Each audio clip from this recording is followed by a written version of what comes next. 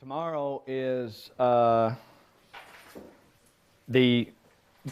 largely the systems, the water, sewage, and power, they're all interrelated. So that's why I talk about them all at the same time. Today is the basic structure, which is totally integrated with the heating and cooling, and in fact integrated with the systems as well. So I mean, a way to look at this is these are machines.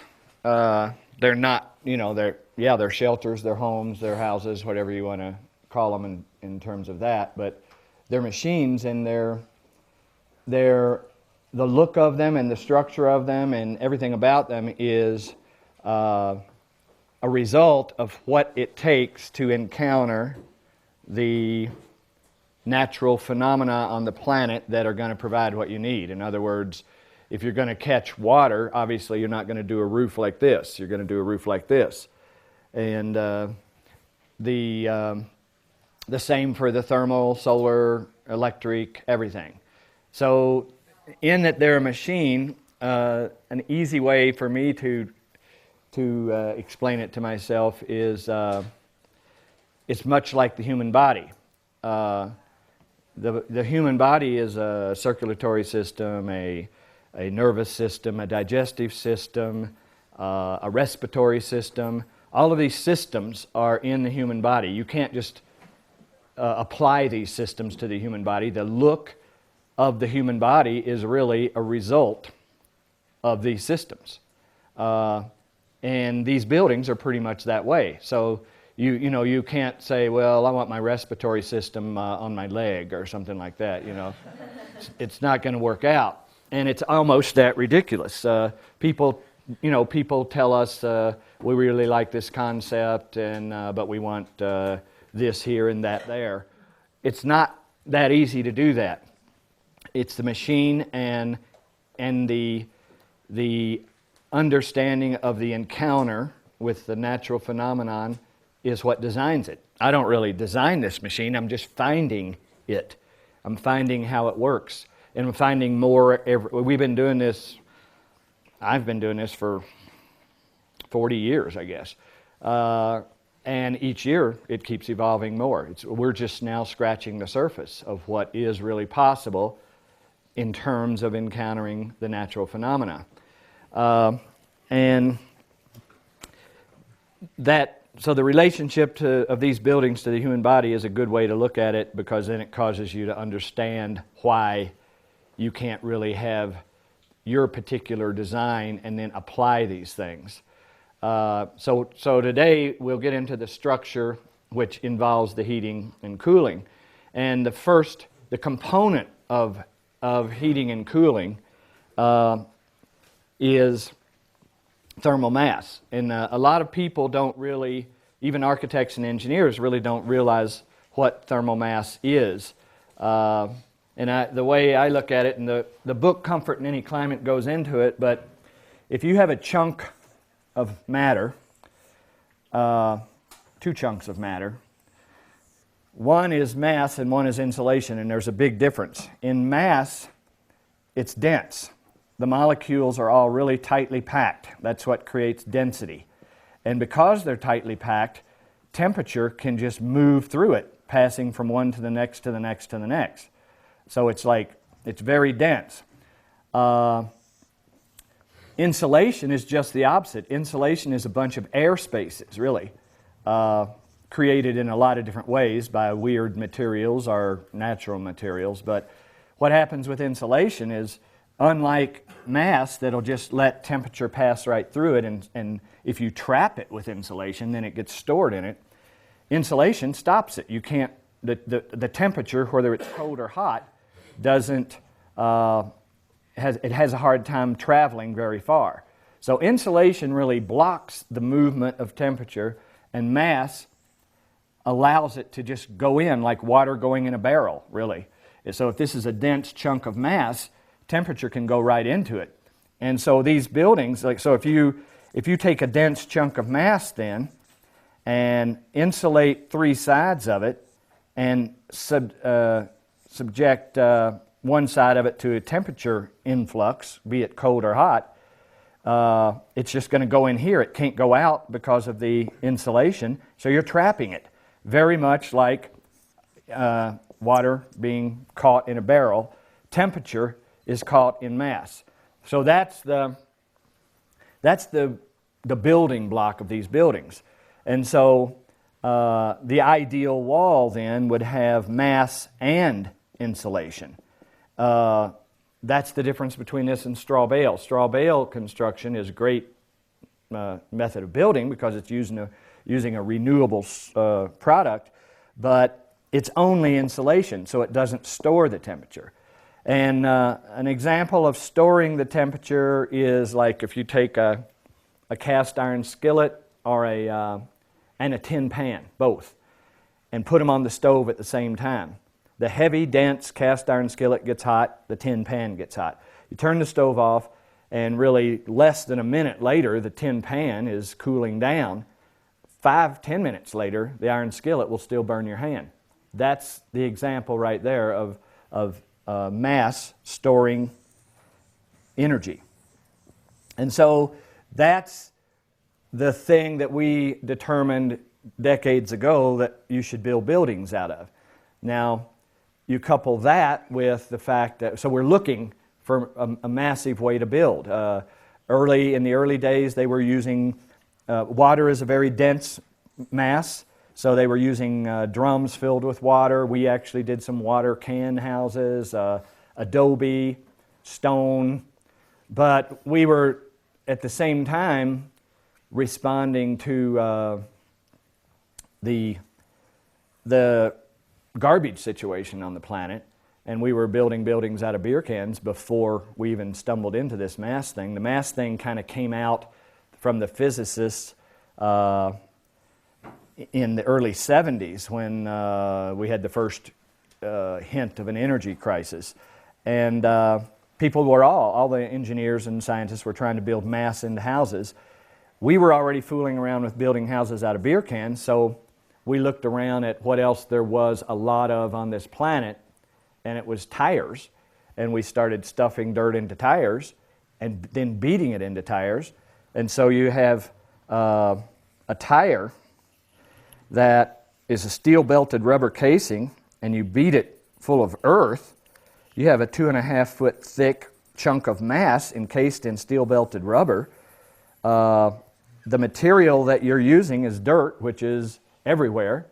Tires are really everywhere. Tires are indigenous to the entire planet. If you came here from another planet and saw all the tire piles and the tires, you'd think they grew here just like trees.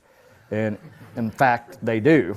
I mean, we've been everywhere. Bolivia, India, everywhere we go, they've got tires, just like they have trees. So they actually have a problem with tires. You never hear anybody saying there are too many trees, but you do hear people saying there are too many tires, and too many people probably. But anyway, so tires are indigenous to the entire planet. They are a great, massive way to build. They're low tech. They don't require equipment. They require very little training. So when we were trying to evolve a method of building a mass building, we stumbled onto this really, and that was 30 years ago, and we really haven't found anything better. In other words, if I found some better way to achieve a massive structure, I would use it immediately, but I haven't. So and when you put all these criteria together, it's really almost unbeatable. The fact that they're indigenous to the entire planet, that it's low tech, that it's getting rid of something that we have a problem with, that it is structurally super. I don't know if Kirsten showed you the cement truck loaded driving onto the tire wall last night. It's super structure, and it's very good for earthquake because it's resilient, and it's, like I say, it's mass. It's mass that stores temperature. So that's what we started in the old days, building these U's, very much like that, and out of tires, and admitting the sun from the south, and we had, that's what this building really is. This building is I don't know,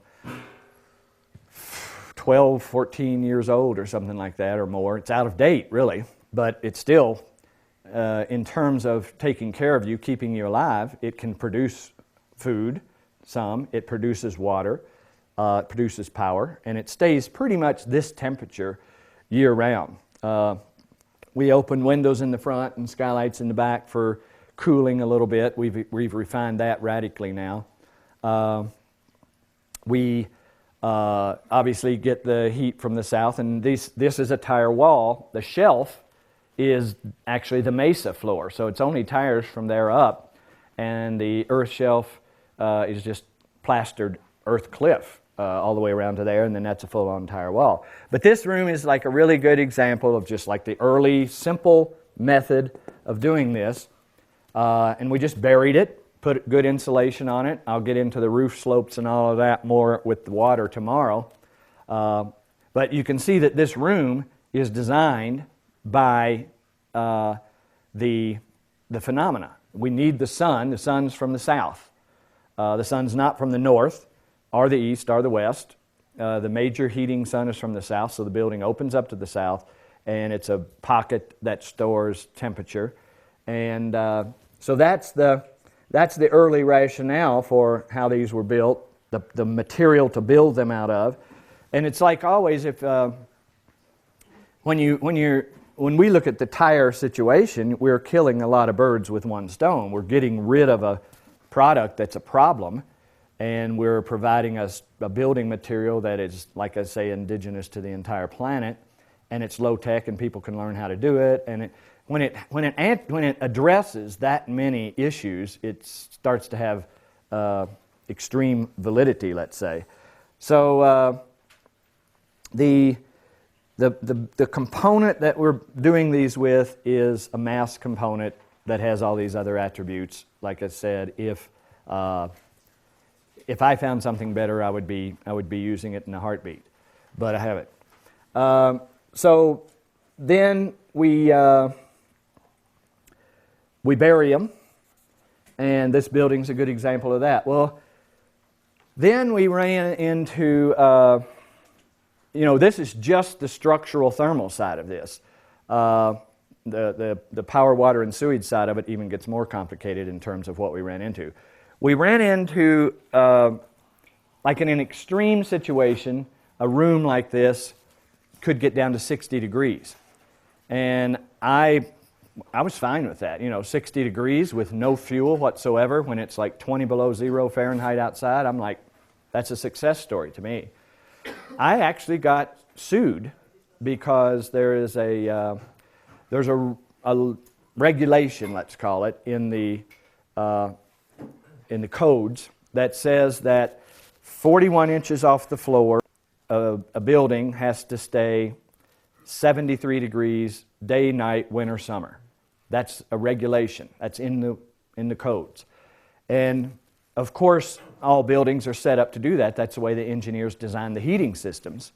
And what they haven't faced there is that if the electricity goes off or the gas goes off, that 73 degrees goes away. But as long as the electricity is running and the gas is running, they can maintain that, and engineers design buildings that way. And so I found myself in a whole different realm here. Okay, I can't maintain 73 degrees.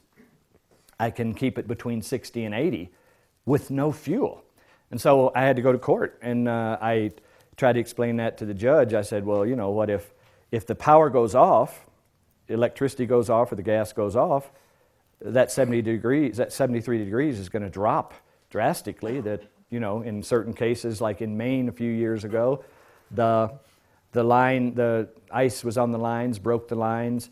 People were without power, and their toilet bowls were freezing. They were gathering together in gymnasiums and armories and things like that with forced heaters, propane heaters, just to stay warm. Their houses were worthless, not usable. So I said, Your Honor, what if the power goes off and the gas goes off, that 73 degrees is not going to happen. Here, yeah, we have a lower temperature, 60 degrees is a low and 80 degrees is a high, but it's going to be there no matter what. Judge didn't buy it. So yeah, I got fined and everything. So what that caused us to do was, and that's the kind of, there's so many things like that have happened. The judge in that case, this was, I don't know, 8 or 9 years ago maybe, but the judge just wasn't even willing to talk about the possibility of the power flailing or the gas not being available. So we were wrong, we were fined. So anyway, that caused us to take this very simple thing and make it more complex. And it did make it cost a little more, but in a way it was a good thing because now we can the corner cottage building, which will be on the tour, I don't know who's staying in it now, but and it is pretty much new off the line, not even totally finished in terms of landscaping, and it's obsolete. But and that's what happens. I mean, like it's evolving really fast, and because we just keep learning more, we're using the corner cottage design for the new education facility next door that the governor is paying for. That's an interesting situation right there because I went on and got in more and more trouble with these regulations, and they took my license in New Mexico 5 or 6 or 7 years ago, something like that. And then a year ago, the governor gave me $300,000 to build a building to illustrate this stuff. So it's like, what am I doing wrong here, or what am I doing right, whatever. I call it getting served shit and peanut butter on the same plate. But and it's always that way.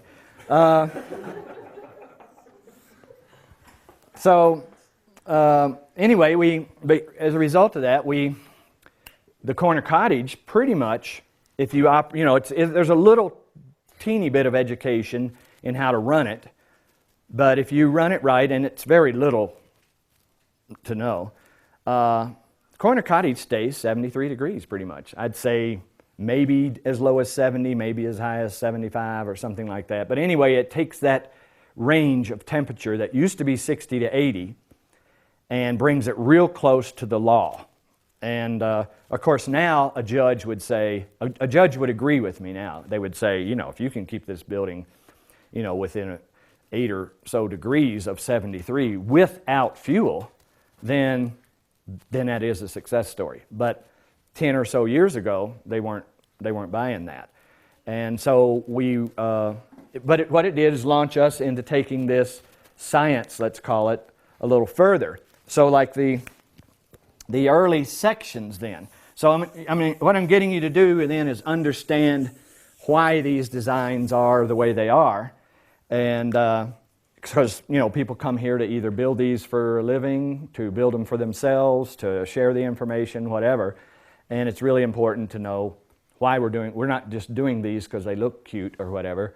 We're doing them because we keep finding more and more ways to fine-tune this encounter with natural phenomena. We're encountering the sun, and we're encountering the thermal mass that's in the earth, and the thermal mass concept. So what we have then is a section that we used to just have the tires, stacked up, and here we have a roof like this and like that. We've evolved out of that due to the, I'll talk more about that in the water situation. This is the angle in this building. This is the angle of the winter sun, to bring the winter sun in here. And even on Corner Cottage, I believe we still have this. We do this roof slope to let the sun melt snow before it evaporates. But we've evolved out of that.